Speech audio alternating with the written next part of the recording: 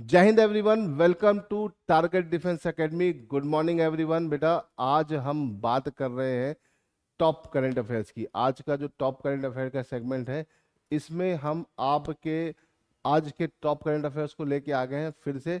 बेटा, आगे बढ़ने से पहले मैं आपको एक बात बता दूं कि अगर आप हमारे इस चैनल पे नए हैं तो आपको हमारा टेलीग्राम चैनल जरूर ज्वाइन करना चाहिए। क्यों? क्योंकि वहां पर डिफेंस और एनडीए सीडीएस जो भी एग्जाम्स है उससे रिलेटेड सारे अपडेट्स आपको रेगुलर मिलेंगे। साथ ही साथ जो भी हम यहाँ पे पढ़ा रहे हैं, है ना, उसकी क्विज आपको रेगुलर वहाँ पे मिलेगी। तो अगर आपने हमारे टेलीग्राम चैनल को नहीं ज्वाइन किया है तो तुरंत टेलीग्राम में जाइए और सर्च करिए टारगेट डिफेंस एकेडमी, और वहाँ पर हमारा चैनल आपको मिलेगा, आप उसे ज्वाइन कर लीजिए। तो अगर आपने चैनल ज्वाइन नहीं किया है टारगेट डिफेंस एकेडमी का टेलीग्राम चैनल, तो तुरंत ज्वाइन कर लीजिए। चलिए शुरू करते हैं आज की टॉप करंट अफेयर्स को। ठीक है, उसको शुरू करने से पहले बेटा एक चीज़ मैं आपको बताना चाहूँगा कि बहुत सारे बच्चे पूछ रहे हैं सर नया बैच कब से शुरू हो रहा है। तो बेटा, नया बैच की ये इन्फॉर्मेशन है, आप इसे पढ़ सकते हैं। ठीक है, हमारा ऑनलाइन और ऑफलाइन न्यू बैच 15 अप्रैल से शुरू हो रहा है। ठीक है, इसके बारे में कोई भी जानकारी चाहिए तो नीचे दिए हुए नंबर पर आप इस पे जानकारी ले सकते हैं। ठीक है, नीचे जो इंक्वायरी एडमिशन्स का नंबर है, आप यहाँ पर इंक्वायरी ले सकते हैं। कृष्णा नगर लखनऊ में हमारा हेड ऑफिस है। अगर आप लखनऊ में कहीं रहते हो तो वहाँ पर आकर इंक्वायरी कर सकते हो। ठीक है, आपका ऑफलाइन ऑनलाइन दोनों बैचेस हैं। ठीक है, सारे फीचर्स यहाँ पे लिखे हुए हैं, आप इसे पढ़ सकते हो। ठीक है, तो जिन भी बच्चों को ज्वाइन करना है वो अपना इस नंबर पर कॉल कर सकते हैं। ओके, चलो अब सेशन को शुरू करते हैं। ठीक, हमारा सेशन का आज का पहला क्वेश्चन है। पहला क्वेश्चन क्या बेटा? बिम्स्टेक। देखो, मोदी जी गए हैं थाईलैंड, तो उन्होंने बिम्स्टेक समिट में गए हैं थाईलैंड और श्रीलंका की 2 दिवसीय यात्रा पे। हमारे प्रधानमंत्री मोदी जी गए हैं, तो उसकी वजह से हमारे काफी सारे नए नए करंट अफेयर्स यहाँ पे जनरेट हो रहे हैं। इसमें है BIMSTEC. BIMSTEC centre of excellence for disaster management will going to be open, है ना। तो भैया, डिजास्टर मैनेजमेंट के लिए सेंटर ऑफ एक्सीलेंस बिम्स्टेक का कहाँ पर खोला जाएगा, किस देश में? Bangladesh, Thailand, India, Indonesia. तो बेटा, यहाँ पर आपको 3 और 4 ऑप्शन दिए हैं, है ना। आपदा के लिए उत्कृष्टता का बिम्स्टेक सेंटर कहाँ पर खोला जाएगा? तो बेटा, ये खोला जाएगा भारत में, है ना। मोदी जी ने वादा करके आए हैं, तो ये याद रखिएगा। ठीक है, बिम्स्टेक 7 देशों का ग्रुप है ना, जो कि 1997 में बना था। ठीक, अगर हम बात करें बिम्स्टेक की बेटा, तो बिम्स्टेक का फुल फॉर्म क्या है? Bay bay of Bengal initiative of multi sectoral technical and economic corporation, है ना। बिम्स्टेक में कुल मिला के हमारे पास बेटा 7 मेंबर हैं। India, Bhutan, Bangladesh, Myanmar, Thailand, Nepal and Sri Lanka, ये 7 मेंबर इसके मेंबर हैं, है ना। इसका हेडक्वार्टर कहाँ है बेटा? ढाका में। इसका हेडक्वार्टर बेटा कहाँ है? ढाका। ढाका बांग्लादेश में इसका हेडक्वार्टर है, इसे ध्यान रखिएगा। अगर हम बात करते हैं समिट की, तो इसकी 6 नंबर की समिट है, जो कहाँ हो रही? थाईलैंड में। हर साल इसकी इस तरह की समिट्स नहीं होती, शिखर सम्मेलन इस तरह के नहीं होते, नॉर्मल समिट्स होती हैं। तो याद रखिएगा ना, 1997 में बिम्स्टेक फॉर्म हुआ था, उस टाइम में इसमें सिर्फ 4 मेंबर थे, आज के टाइम में इसमें 7 मेंबर हैं। ठीक है, इन बिम्स्टेक की पहली समिट 2004 में हुई थी थाईलैंड में। इंडिया में दूसरी समिट हुई थी और अभी तक एक ही बार हुई है, और थाईलैंड में दूसरी बार हो रही है, तो इसे ध्यान रखिएगा। अब इस बिम्स्टेक समिट के तहत मोदी जी ने बहुत सारे नए नए इनिशिएटिव ले लिए हैं, और जिसके बारे में हम विस्तार में चर्चा करेंगे बिम्स्टेक को समझ के, है ना। चलो, ये तो हो गई आज का पहला क्वेश्चन। दूसरा क्वेश्चन भी बेटा बिम्स्टेक के बेस है। BIMSTEC traditional music festival will organise, है ना। अब यहाँ पर एक बात और बोली गई, भाई बिम्स्टेक म्यूजिक फेस्टिवल का भी ऑर्गेनाइजेशन किया जाएगा, ताकि कल्चर के बीच जो इन देशों में जो कॉमन कल्चर है उसको एक बढ़ावा मिले, उस तरह के कल्चर्स को हम ज़्यादा फोकस कर सकें, है ना। तो भैया, श्रीलंका, चाइना, इंडिया, म्यांमार, कहाँ पर ऑर्गेनाइज किया जाएगा अभी इस बार, है ना, जो पहला होने वाला है। तो देखो, तुम्हारे बिम्स्टेक देश बेटा यहाँ पे दिए हुए हैं, है ना। जितने भी कलरफुल दिख रहे हैं सब बिम्स्टेक देश है ना, ताकि आपको आसानी से याद हो जाए, है ना। और इस बार इसका जो ट्रेडिशनल म्यूजिक फेस्टिवल है, उसका जो बोल सकते हैं आयोजन कहाँ पे किया जाएगा, तो वो भी भारत में किया जाएगा। तो ये 2 बड़े अपडेट्स हैं, भारत में इन दोनों चीज़ों का आयोजन किया जाएगा, इसको भूलिएगा नहीं, बहुत इंपॉर्टेंट है आपके पेपर के पॉइंट ऑफ व्यू से। ठीक है, हाँ, मनोज कुमार। मनोज कुमार का अभी रिसेंटली निधन हो गया है ना। 87 साल की छोटी सी उम्र में इनका निधन हो गया। 87 ईयर्स के थे बेचारे, और बहुत ज़्यादा लंबी उम्र नहीं जी पाए। और Manoj Kumar died recently, he belong to Whichfield, है ना। इनको भरत कुमार भी कहा जाता था, और ये इंडियन सिनेमा का एक बहुत बड़ा नाम है ना, आप लोग जानते होंगे, है ना। तो एंटरटेनमेंट या मनोरंजन के क्षेत्र से संबंधित थे। ठीक है, मनोज कुमार की बहुत सारी मूवीज हैं जो देशभक्ति पर आधारित है ना। अगर आप इनकी मूवीज देखेंगे तो बहुत सारी मूवीज में इन्होंने काम किया है, जिनमें से ज़्यादातर मूवी नेशनल मूवमेंट्स और फ्रीडम्स और डिफेंस से रिलेटेड मूवीज होती थी, है ना। ये मनोज कुमार की रिसेंट पिक है, और ये इनकी यंग एज की पिक है, जब ये बहुत सारे मूवीज में काम किए हुए हैं, है ना। मनोज कुमार की बेटा अगर हम बात करें तो मनोज कुमार का असली नाम क्या है, कोई बताएगा मुझे? What is the real name of Manoj Kumar? ठीक है, ये भी एक क्वेश्चन बन सकता है, इसे ध्यान रखिएगा। मनोज कुमार का असली नाम क्या है? अगर बेटा किसी को पता है तो कमेंट सेक्शन में तुरंत कमेंट करिए। चलो मैं आपको बता देता हूँ। देखिए, मनोज कुमार का जो असली नाम है वो है हरिकिशन गिरी गोस्वामी, है ना। ये अबोटाबाद, ब्रिटिश इंडिया, जो आज के टाइम में पाकिस्तान में है, वहाँ पे इनका जन्म हुआ था। इन्होंने बहुत अच्छी अच्छी मूवीज में काम किया है, जिसमें रोटी कपड़ा और मकान बहुत ही फेमस रही है। क्रांति, शिरडी के साईं बाबा, मैदान जंग, कलयुग और रामायण, ये इनकी कुछ प्रमुख मुख्य फेमस मूवीज रही हैं, सुपरहिट मूवीज रही हैं, इन्हें ध्यान रखिएगा। मनोज कुमार बहुत फेमस एक्टर रहे हैं इंडियन सिनेमा के, इसे ध्यान रखिएगा। ठीक है, चलिए आगे बढ़ते हैं। तो एक फैक्चुअल क्वेश्चन, स्टैटिक जीके का क्वेश्चन है, जो अक्सर पेपर में आ जाता है भैया। Caspian sea share it boundary with how many country? बेटा कैस्पियन सी या कैस्पियन सागर की अगर हम बात करें, है ना, तो भैया ये बनाता है बाउंड्री किसके बीच में? इंडिया, सॉरी, ये बनाता है बाउंड्री बेटा किसके बीच में? ये बाउंड्री बनाता है यूरोप और एशिया के बीच की बाउंड्री बनाता है।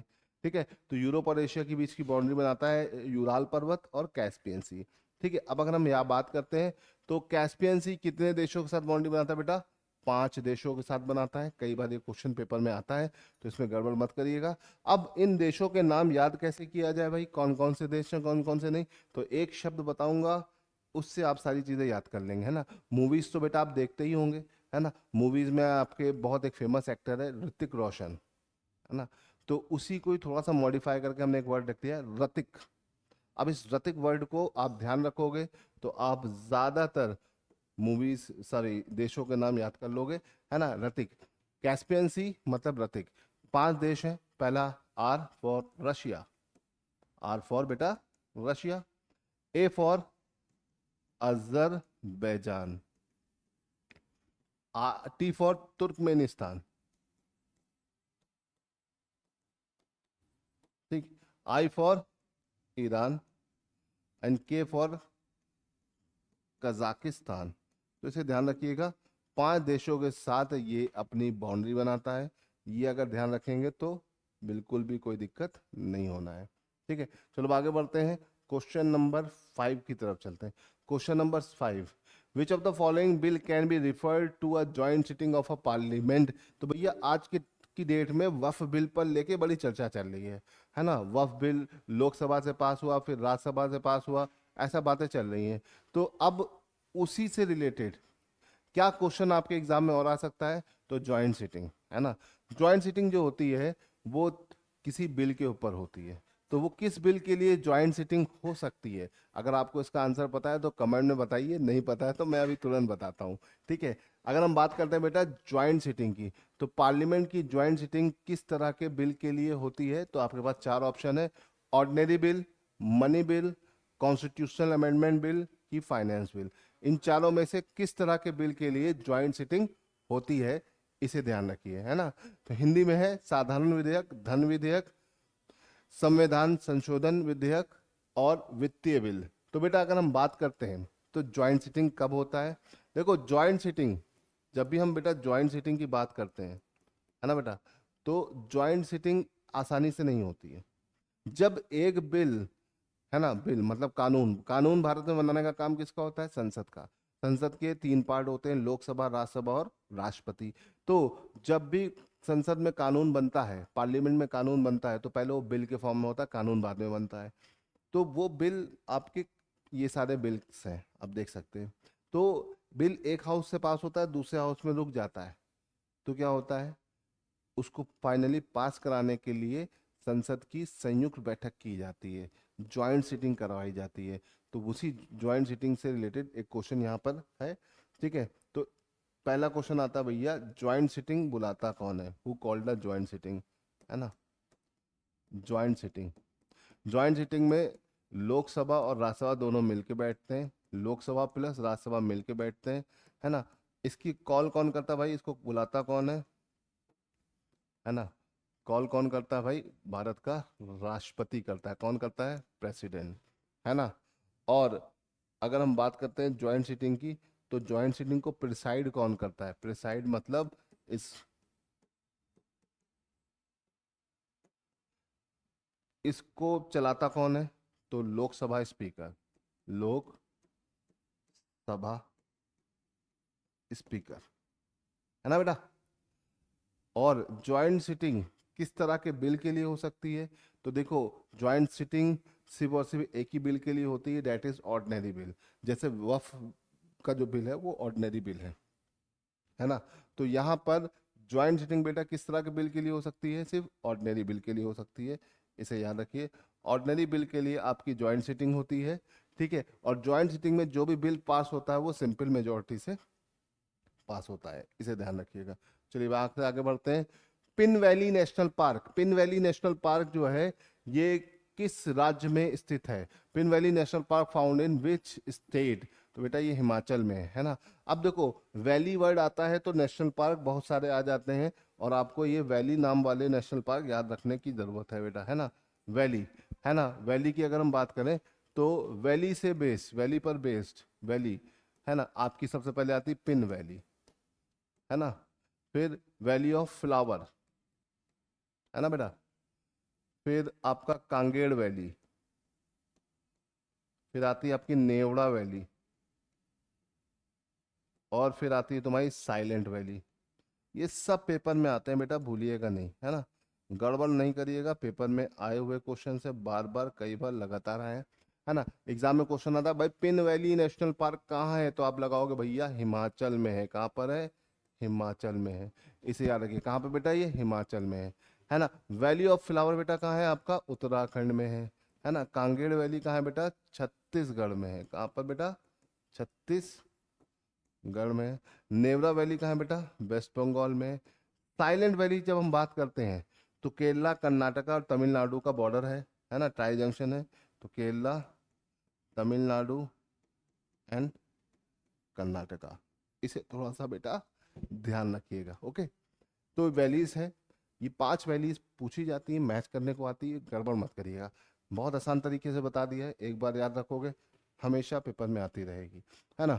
हाँ भाई, 4 तारीख, 4 तारीख, 4 अप्रैल जो निकल गया उसको हम किस डे के रूप में मनाते हैं, इंटरनेशनल माइन अवेयरनेस डे, है ना। लैंड माइंस जो होती हैं उनकी अवेयरनेस फैलाने के लिए बताते हैं, है ना। तो इस बार की इसकी थीम क्या है, सेफ फ्यूचर स्टार्ट हेयर, है ना। इसकी थीम क्या है इस बार की, सेफ फ्यूचर स्टार्ट हेयर, इस बार की इसकी ये थीम है, इसे ध्यान रखिएगा।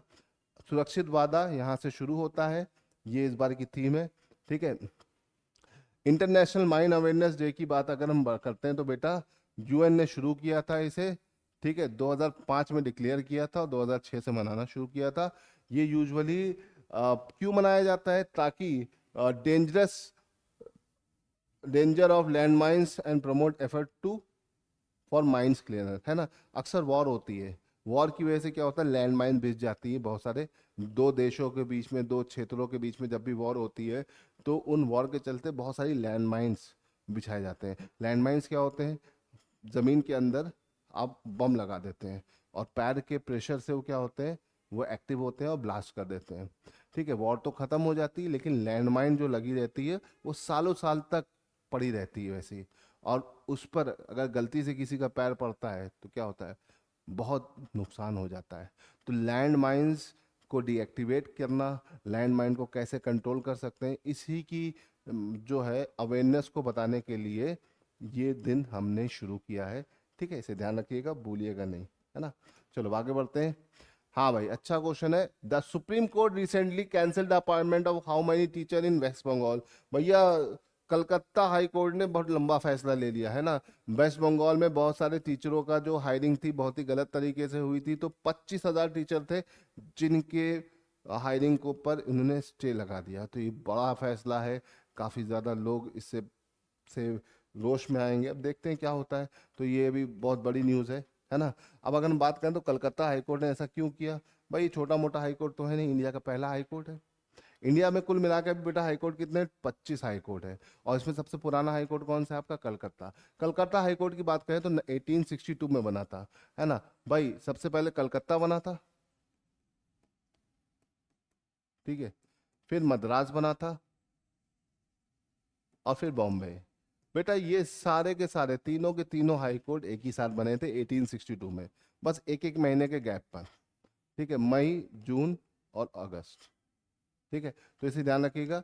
तो ये सबसे पुराना जो हाई कोर्ट है हमारा कौन सा है? कलकत्ता हाई कोर्ट, है ना। उसकी कलकत्ता, मद्रास, बॉम्बे सब 1862 में बने थे, लेकिन में सबसे पहले कौन स्टेब्लिश हुआ?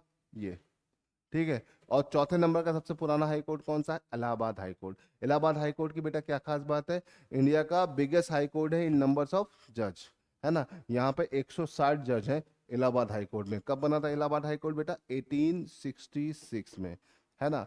और कभी कभी एक क्वेश्चन आता है, फैक्चुअल क्वेश्चन है, मैक्सिमम नंबर ऑफ जुरिडिक्शन किस स्टेट के अंदर आते हैं, है ना। पहले क्या था, महाराष्ट्र के पास सब और गुवाहाटी के पास बॉम्बे हाई कोर्ट और गुवाहाटी हाई कोर्ट इक्वेलेंट था। लेकिन जब दादर नागर हवेली को दमन दीप में मर्ज कर दिया गया तो मैक्सिमम नंबर ऑफ जुरिडिक्शन किसके अंदर आ गया? गुवाहाटी के अंदर। 4 एरियाज हैं इसके अंदर, अरुणाचल प्रदेश, असम, नागालैंड और मिजोरम, ठीक है। सबसे बड़ा जुरिडिक्शन किसका है? इसी का है, ठीक है, इसे याद रखिएगा। तो इस तरह से काफी सारे क्वेश्चन बनते हैं, है ना। इंडिया में हाई कोर्ट कितने बेटा? 25 हैं। इसका मतलब स्टेट कितने? 28। तो अब देखा जाए तो भैया, और यूटीज आपकी 8 है, 36 एरियाज है, 25 रीजन है, मतलब 11 के पास अपना हाई कोर्ट ही नहीं है। तो वो दूसरे हाई कोर्ट के भरोसे बैठे रहते हैं, है ना। जैसे अंडमान निकोबार, अंडमान निकोबार किस हाई कोर्ट के अंदर आता है बेटा? इसको लेकर अक्सर आप कंफ्यूज रहते हैं, याद रखिएगा। अंडमान निकोबार आपका कलकत्ता हाई कोर्ट के अंदर आता है। इसीलिए अंडमान में बोले जाने वाली सबसे मेजर लैंग्वेज कौन सी है? बंगाली है, ठीक है, इसे ध्यान रखिएगा। ओके, चलो अब यहाँ तक तो हो गया। तो हाई कोर्ट का फैसला है, तो हाई कोर्ट से रिलेटेड कुछ फैक्ट्स हम जान लिया, ठीक। चलो आते हैं अगले क्वेश्चन पर। विच कंट्री है recently affected by the major earthquake in April 2025? तो अप्रैल 2025 में दो जगह पर अर्थक्वेक आया, थाईलैंड और म्यांमार में। तो भैया यहाँ पर म्यांमार होना चाहिए, लेकिन म्यांमार ऑप्शन में नहीं है, तो चिली काट के म्यांमार कर लीजिए बेटा, है ना, म्यांमार, ठीक है। तो म्यांमार में इसका भूकंप आया। अब देखो भूकंप आया तो भूकंप से रिलेटेड चीज़ों को आपको थोड़ा सा ध्यान रखना है ना। काफ़ी ज़्यादा भूकंप है। ऑपरेशन ब्रह्मा भारत सरकार ने शुरू किया है म्यांमार की मदद के लिए, मैं आपको ऑलरेडी बता चुका हूँ। देखो भूकंप की अगर हम बात करते हैं, अर्थक्वेक की बात करते हैं, तो अर्थक्वेक टेक्टोनिक एक्टिविटीज से आता है। अर्थ के अंदर जो टेक्टोनिक एक्टिविटीज जब एक्टिव होती है, तो एक पॉइंट होता है जहाँ पर ये सारी एक्टिविटीज शुरू होती है। उस पॉइंट को बोलते हैं हाइपोसेंटर या फोकस। अर्थ के अंदर वो पॉइंट जहाँ पे अर्थक्वेक शुरू होता है उसे हम बोलते हैं हाइपोटेंसर, या फिर क्या बोलते हैं बेटा? फोकस। अब यही जब सरफेस पे आके इसका हमें अंदाजा होता है, इसकी इसी का ही जब हमें एहसास कहाँ हो? सरफेस पे हो। परपेंडिकुलर जब ऊपर आके सरफेस पे हिट करता है, तो ये पॉइंट बेटा क्या कहलाता है? एपीसेंटर। तो फोकस कहाँ होता है? अर्थ के अंदर। एपीसेंटर क्या होता है? अर्थ की सरफेस पर। हमेशा अर्थक्वेक की स्टार्टिंग अर्थ के अंदर से होती है, उसे हाइपोसेंटर भी कहा जाता है फोकस को, इसे याद रखिएगा। अक्सर पेपर में क्वेश्चन बनता है कि फोकस या जहाँ से अर्थक्वेक शुरू होता है उस पॉइंट को क्या बोलते हैं? हाइपोसेंटर या फोकस। और अर्थ की सरफेस पे वो पॉइंट जहाँ पे अर्थक्वेक सबसे पहले हमें मिलता है, that is called epicentre. Epicentre और हाइपोसेंटर में बेटा आपको डिफरेंस पता होना चाहिए। ओके, बाकी इस क्वेश्चन तो बहुत सिंपल सा है, आप इसे आराम से कर सकते हो। हाँ भाई, आगे बढ़ते हैं आज के 10वें क्वेश्चन की तरफ, है ना। फैक्ट्स बेस्ड क्वेश्चन है, बहुत अच्छा क्वेश्चन है, पेपर में आ सकता है ना। Who got the first Nobel prize? भाई नोबेल प्राइज की अगर हम बात करते हैं, तो नोबेल प्राइज एल्फ्रेड नोबेल के नाम पे शुरू किया गया। किसके नाम पर भाई? Alfred Nobel. भाई एल्फ्रेड नोबेल ने भी कुछ बनाया था, ये साइंटिस्ट थे। इन्होंने क्या बनाया? डायनामाइट बनाया, है ना। और इन्होंने क्या किया, मरने से पहले इन्होंने मरने से पहले बोला कि भैया एक प्राइज शुरू कर दो मेरे नाम से, मतलब अपने नाम से नहीं बोला था, मैंने एक प्राइज मैं शुरू करना चाहता हूँ जो कि साइंस की भलाई के लिए हो, है ना। तो इन्होंने मरते ने पहले अपनी विल करी, और उस विल में ये था कि मेरी सारी संपत्ति बैंक में जमा कर दो, और उस संपत्ति पर जितना भी ब्याज आएगा उस पे से एक अवार्ड शुरू कर दो, है ना, जो कि साइंटिस्ट को दिया जाए उनके जीवन काल में, अलग अलग तरह के जो उन्होंने काम किए हैं उसके लिए, वेलफेयर ऑफ द सोसाइटी के लिए। तो इनकी बात को माना गया क्योंकि ये स्वीडन के थे, तो स्वीडन से नोबेल प्राइज दिया जाता है बेटा। कहाँ से दिया जाता है? स्वीडन से दिया जाता है ना। और 1901 में नोबेल प्राइज की हमने क्या कर दी, शुरुआत कर दी, है ना। और सबसे पहला नोबेल प्राइज किसे मिला? रेड क्रॉस सोसाइटी को। किसे मिला बेटा?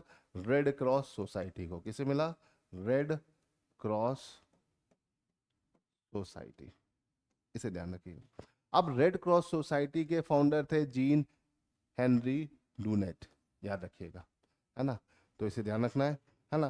First Nobel prize in physics Wilhelm Roentgen, है ना। इन्होंने एक्सरे की खोज की थी। क्या की थी बेटा? इन्होंने एक्सरे की खोज की थी। फिजिक्स के लिए पहला नोबेल प्राइज इन्हीं को मिला।